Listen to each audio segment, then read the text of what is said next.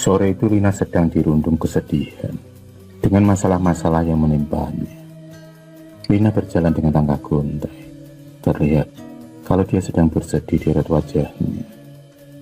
Hari itu Lina di PHK di tempat kerjanya. Ia tak bisa menahan sedihnya kali ini. Kerja yang selama ini menjadi tumbuhan hidup keluarganya harus ditinggalkannya. Semenjak Lina di PHK, Lina pun berusaha mencari dan melamar pekerjaan di beberapa perusahaan dan toko. Namun, sampai detik itu juga semuanya belum membuahkan hasil. Selalu saja lamarannya ditolak dengan alasan yang macam-macam. Lina masih tak putus asa dalam pencariannya untuk mendapatkan pekerjaan. Saat ini Lina sangat terpuruk. Uang simpanannya juga sudah habis untuk keperluan keluarganya, juga untuk merawat ibunya dan adiknya. Hari itu Lina berjalan, menyusuri jalan dengan tubuh yang lusuh, penuh dengan keringat. Tenggorokannya pun terasa kering. Rasa lelah kini mendera tubuh dan batinnya. Rasa resah dan gundah mulai muncul dalam benaknya. Rasa putus asa mulai menyelimuti pikirannya. Sudah 1 bulan ini, Lina masih saja belum mendapatkan pekerjaan lagi.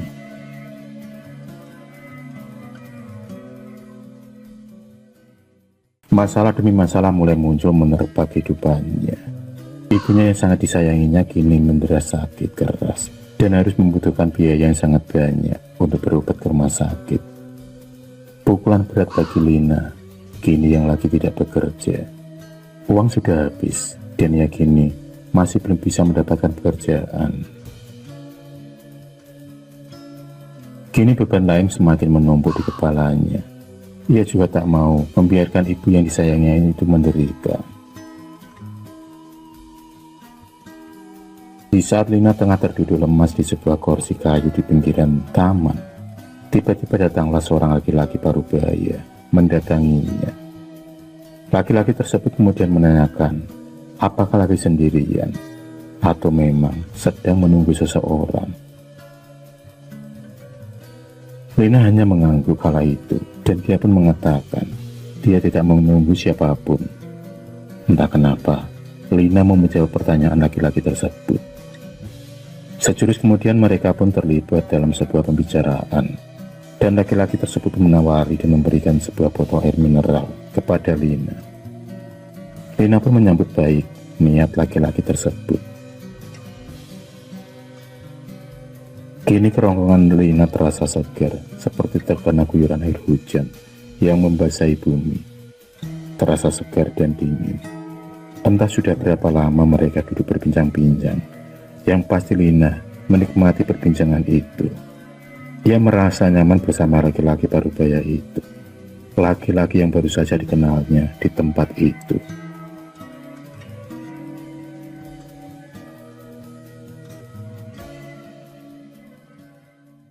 Laki-laki setengah baya itu kemudian mengajak Lina pergi bersamanya.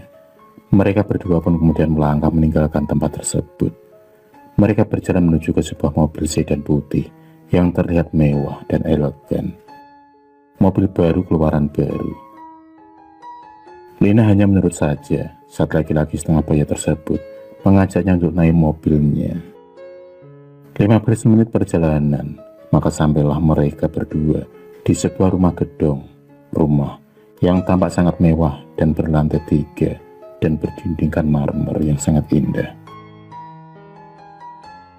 Mereka berdua kemudian turun dari mobil dan laki-laki tersebut adalah pemilik rumah mewah itu. Dan laki-laki tersebut bernama Pak Heru. Lisa yang masih kaget dan takjub melihat rumah yang sangat mewah itu. Ia tak bisa berkata-kata apa. Ia hanya bisa melihat kemewahan rumah itu.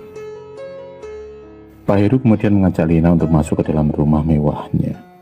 Sesampainya di dalam rumah, laki-laki Lina dibuat takjub dan terkagum-kagum dengan isi rumah Pak Heru.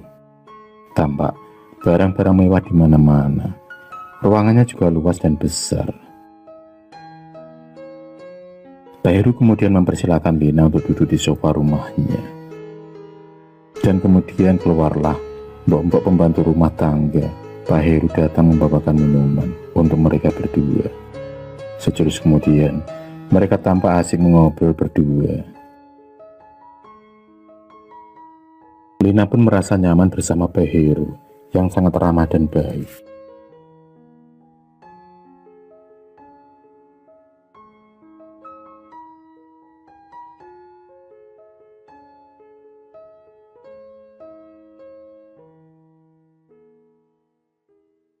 Tiga 30 menit pun berlalu. Pak Heru kemudian mengajak Lina ke sebuah kamar. Lina kemudian digendeng Pak Heru. Lina pun hanya mengangguk saja. Entah apa yang terjadi dengan Lina. Mereka berdua pun kemudian melangkahkan kaki menuju ke sebuah kamar yang pintunya saja sangat mewah. Pasti, isi kamar itu juga sangat mewah dan indah. Sesampainya di depan pintu, Pak Heru segera membuka pintu kamar tersebut.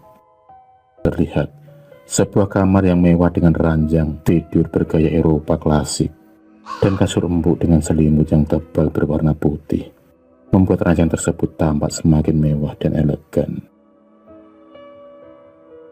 Bau harum semerbak mewangi segera tercium oleh hidung Lina, membuat Lina semakin terbuai dengan kamar tersebut. Di dalam benaknya, apa bisa dia mempunyai kamar seindah itu dan semewah kamar yang ada di hadapannya. Heru kemudian mengajak Lina duduk di tepian ranjang tersebut. Dengan pelan-pelan, Lina hanya menurut saja, dan mereka pun asik berdua di kamar di atas ranjang tersebut. Mereka ngobrol diselingi dengan sedikit canda dan tawa kecil. Entah apa dan siapa yang memulai. Mereka berdua kemudian terlibat dalam buaya nafsu bercinta. Mereka berdua pun tenggelam dalam kenikmatan malam itu. Malam itu dan di kamar itu, saksi mereka berdua yang lagi menikmati malam berdua.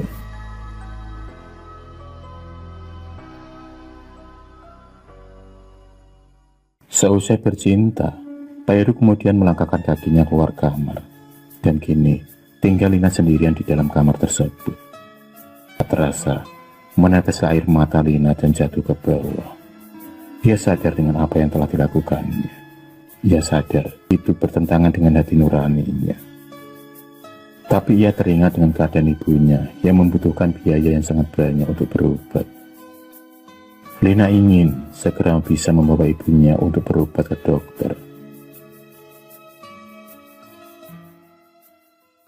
Lina kemudian turun dari ranjangnya dan melangkahkan kakinya ke kamar mandi yang ada di dalam kamar tersebut.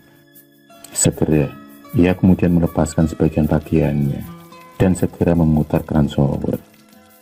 Air di shower pun mulai terjun bebas membasahi tubuh Lina yang mulus dan putih. Air tersebut kini membasahi rambut panjang Lina dan sebagian tubuhnya. Setelah selesai mandi, Lina pun kemudian keluar dari kamar mandi dengan hanya memakai handuk saja.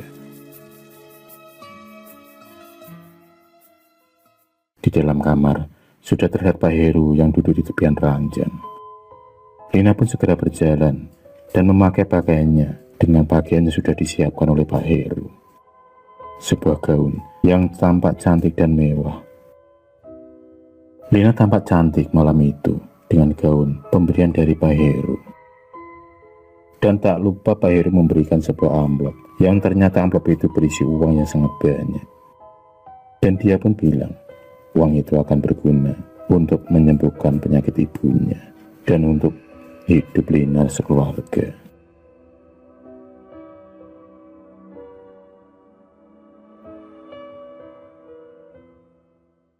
Lina sendiri tidak menyadari kalau sebenarnya dia sudah menjadi incaran untuk dijadikan tumbal pesugihan. Pak Heru tak serta-merta hanya memberikan uang untuk Lina. Pak Heru juga menginginkan sesuatu dari Lina. Selain dapat mencurinya dengan bujuk rayuan dan iming-iming uang yang akan diberikan kepada Lina. Rupanya kekayaan Pak Heru yang dia miliki selama ini ia dapatkan dari sebuah ritual pemujaan pesugihan yang sangat menyimpang dari agama. Ritual sesat dengan perjanjian setan. Pak Heru menikmatinya hingga saat ini. Harta yang berlimpah dan kekayaan yang ada dengan sendirinya itu semua didapatkan dari jalan kesesatan dengan memuja pesugihan. Maka tak heran rumah Pak Heru sangat mewah dan megah, dan penuh barang-barang mewah dan mahal. Rupanya di balik kemegahan dan kemewahan rumah Pak Heru, sudah banyak korban-korban wanita yang dijadikan tumbal untuk ritual pemujaan pesugihannya, untuk melanggengkan kekayaannya. 2 kamar mewah di rumah Pak Heru adalah sebagai saksi korban-korban yang berjatuhan, yang dijadikan pemuas nafsu dan juga tumbal pesugihannya. Sungguh kejam dan sangat biadab hati Pak Heru yang tega menumbalkan manusia demi kekayaannya.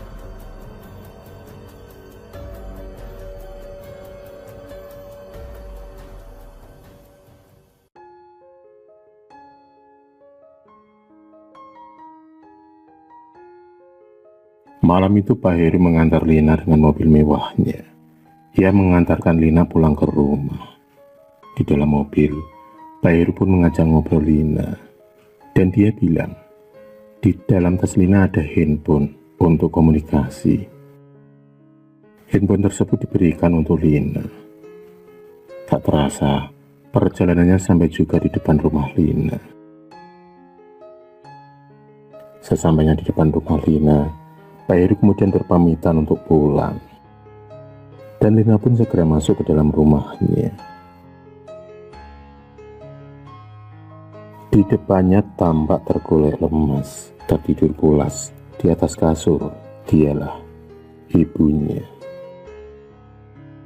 Lina yang melihat keadaan ibunya tak terasa menetes air matanya. Lina sangat sedih melihat ibunya yang terbaring sakit.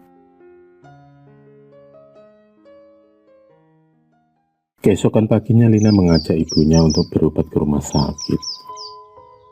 Maka sampailah Lina dan ibunya di rumah sakit, dan di sana mereka langsung mendapatkan penanganan oleh dokter. Lina kemudian berbincang dengan dokter tersebut, dan dari situlah Lina kini mendapatkan gambaran tentang penyakit yang tengah diderita oleh ibunya. Penyakit yang lumayan ganas, dan kalau terlambat penanganannya akan berakibat fatal. Nyawa menjadi taruhannya.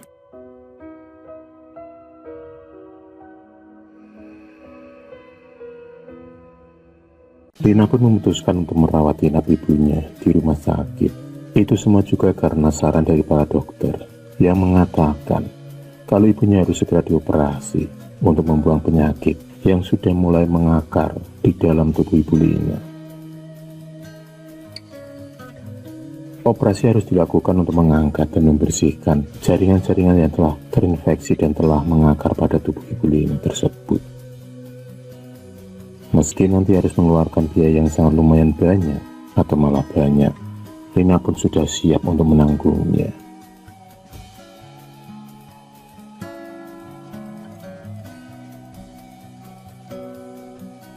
Tekad Lina sudah bulat untuk kesembuhan ibunya. Berapapun biaya yang akan dikeluarkan untuk kesembuhan ibunya, Lina sudah siap dan akan berusaha mendapatkannya. Maka dirawat inaplah ibunya di rumah sakit tersebut. Dan sudah 5 hari ini berjalan, sambil menunggu jadwal operasi tiba. Di hari ke-7, di saat itulah hari Rabu, jadwal operasi ibu Lina pun tiba. Operasi pun dilaksanakan hari itu juga. Beberapa tim dokter sudah bersiap dan berusaha semaksimal mungkin. Mereka berusaha mengeluarkan penyakit yang ada di dalam tubuh ibu Lina. Dan tak lupa juga membersihkan semua akar-akar yang tengah menyebar di seluruh tubuh ibu Lina. Operasi pun berjalan lancar dan para tim dokter masih menganjurkan untuk ibu Lina menjalani proses penyembuhan dari pasca operasi.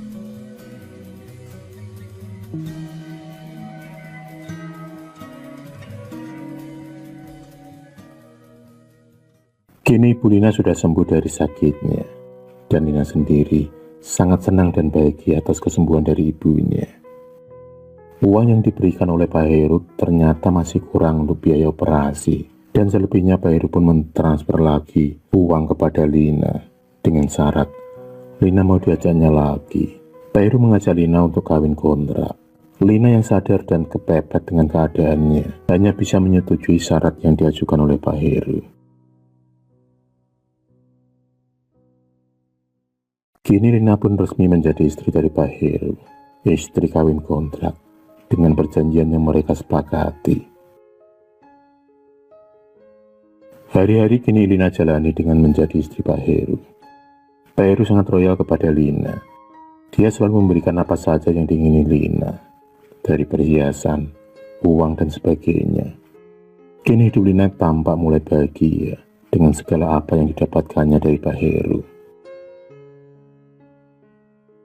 Kini layaknya suami istri, Lina selalu siap untuk melayani Pak Heru. Semakin hari rasa sayang Lina semakin bertambah dengan laki-laki separuh baya itu. Laki-laki berkumis tebal itu kini telah membuatnya jatuh cinta dengan segala perlakuannya kepadanya. Lina tidak tahu sebenarnya maksud kebaikan dari Pak Heru.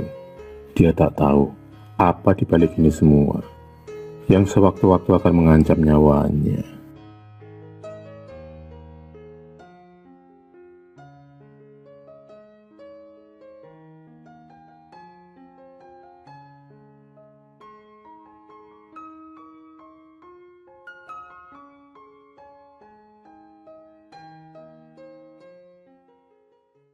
Pernah, pada suatu malam Lina tak sengaja mendapati Pak Heru yang sedang melakukan ritual di dalam kamar yang pernah beberapa kali dia pakai bersama Pak Heru. Saat itu Lina tengah terbangun dari tidurnya dan ia ingin mengambil air minum. Di saat ia berjalan ke dapur, tak sengaja ia melewati kamar tersebut yang ternyata pintunya terbuka sedikit, tapi masih ada celah. Lina yang penasaran kemudian mendekati kamar tersebut dan ia pun melihat dari celah pintu tersebut dan Lina pun tiba-tiba shock dan kaget saat Lina melihat Pak Heru yang tengah duduk bersila di depan ranjang tidurnya. Terlihat asap dupa kemenyan yang terbakar. Asap tersebut tipis bergerak. Ubur rampai bunga-bungaan tampak berhampar di depan Pak Heru dan terlihat juga sebuah foto seorang wanita. Foto wanita itu tak asing lagi bagi Lina, yang ternyata foto tersebut adalah foto dirinya. Jantung Lita pun berdetak kencang saat itu. Tubuhnya semakin lemas melihat hal itu. Dalam benaknya, apa yang akan dilakukan oleh Pak Heru terhadap dirinya? Apakah ia akan dijadikan tumbal atau apa dengan ritual yang seperti itu? Pikiran itu tiba-tiba keluar dan berseliweran di dalam benak Lina sambil ia berjalan pulang mengendap-endap meninggalkan lokasi tersebut.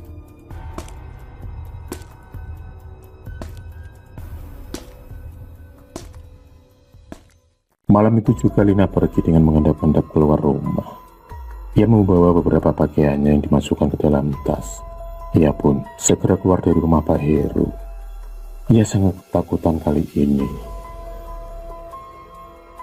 Bayangan Lina pun semakin jelas kalau ada hal yang tak beres dengan Pak Heru dan kekayaannya. Beruntung, saat tiba di jalan Lina mendapati taksi yang sedang lewat. Dan dia pun kemudian langsung menumpang taksi tersebut. Dia kemudian meluncur ke rumahnya. Di dalam mobil, Lina masih habis pikir akan nasibnya jika ia tak pergi dari rumah Pak Heru itu. Kini dalam hati Lina hanya ingin cepat sampai tiba di rumahnya. Akhirnya sampailah Lina di depan rumahnya. Tak lupa ia membayar ongkos taksinya dan mengucapkan terima kasih kepada Pak supir taksi. Lina sangat lega, kini ia sudah sampai di rumahnya. Lina kemudian meminta Pak supir taksi untuk menunggunya sebentar. Ternyata Lina mengajak ibu dan adiknya untuk pergi dari rumah. Dan setelah Lina membawa semua barang-barang berharga seperti surat-surat dan yang lainnya, ia pun mengajak ibu dan adiknya pergi naik taksi tersebut. Maka, meluncurlah taksi tersebut di malam hari itu menyusuri jalan meninggalkan rumahnya. Dengan berat hati, Lina masih menatap rumah yang ditinggalinya sejak kecil, sejak dia dilahirkan di rumah tersebut.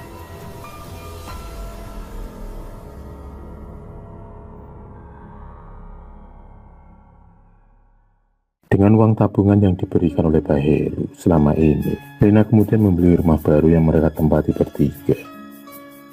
Lina berusaha menghindari Pak Heru dengan meninggalkan rumahnya yang terdahulu. Hari-hari pun berganti dan waktu pun terus berlalu. Kini Lina sudah mendapatkan pekerjaan di suatu perusahaan swasta. Dengan tabungan yang masih ada dan pekerjaannya sekarang ini, Lina bisa menghidupi dan mencukupi kebutuhan keluarganya. Suatu hari, Lina mendengar kabar tentang kematian Pak Heru. Kematian yang aneh dan tak wajar. Pak Heru meninggal di kamarnya dengan luka di seluruh tubuhnya. Tubuhnya terlihat gosong dengan mata melotot dan lidah yang menjulur keluar. Di dalam kamar terlihat alat-alat ritual yang berantakan.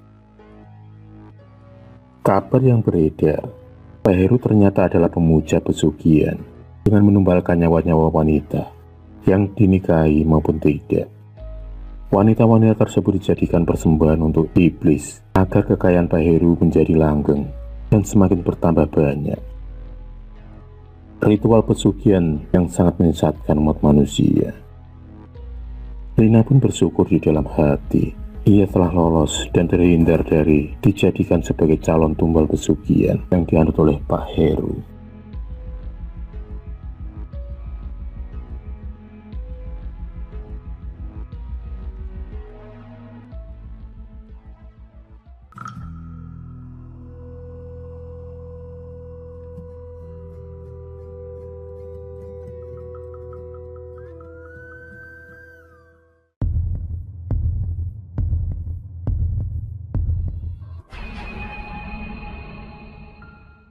Terima kasih sudah menonton video cerita bergambar ini.